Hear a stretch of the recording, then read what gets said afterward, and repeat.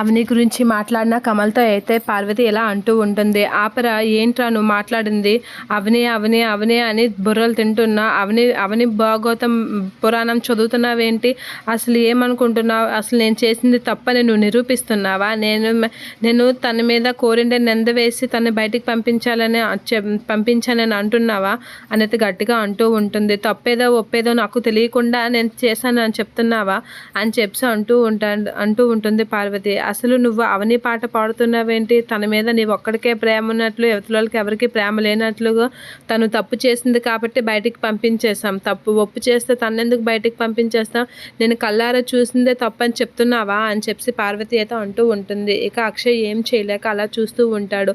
వీడికి తెలుసురా ఎవరికి గౌరవం ఇవ్వాలో ఎవరికి గౌరవం ఇవ్వకూడదో, వీడు తల్లికి గౌరవం ఇచ్చాడని నువ్వు బాధపడుతున్నావా, నేను నీ కన్నా తల్లిని రా, కానీ వాడికి నేను పెంచిన తల్లిని, కానీ వాడు నాకు ఇచ్చిన గౌరవం నువ్వు నాకు ఇవ్వడం లేదు చూడు, దీనికి బాధేస్తుంది.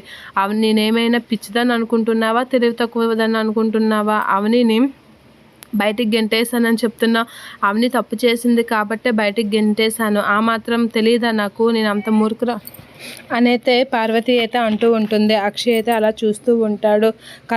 వాడికి తెలుసురా, తల్లికి ఎంత విలువ ఇవ్వాలో, పిల్లానికి ఎంత విలువ ఇవ్వాలో, అవని తప్పు చేసింది కాబట్టే అక్షయ్ కూడా మాట్లాడలేదు, నువ్వు నీకే తన మీద ప్రేమ ఉన్నట్లుగా మాట్లాడుతున్నావు అని చెప్పి అంటూ ఉంటుంది. నోరు మూసుకొని లోపలికి వెళ్ళి పడుకో, నువ్వే పెద్ద తెలివైనోళ్ళ మాట్లాడుతున్నావు నా దగ్గర అని చెప్పి పార్వతి అయితే కమల్తో అంటూ ఉంటుంది.